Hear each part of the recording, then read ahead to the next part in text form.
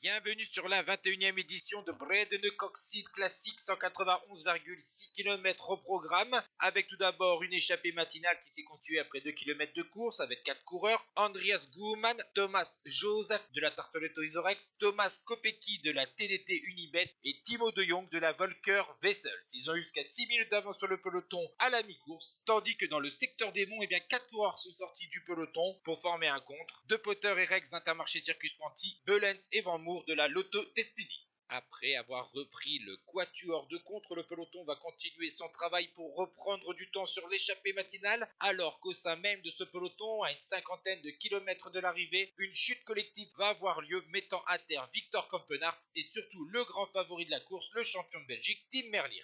Par la suite, le peloton a repris l'échappée matinale à une quarantaine de kilomètres de l'arrivée, tandis que Tim Merlier, après un effort en solitaire dans les voitures, a réussi à revenir sur le peloton à moins de 30 kilomètres de l'arrivée.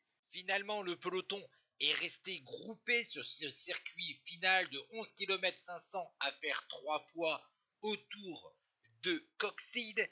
Et finalement, on va donc assister à un sprint massif. L'équipe UAE qui a fait un gros travail tout au long de la journée avec un Juan Sebastian Molano qui a remporté le Grand Prix de Nîmes hier.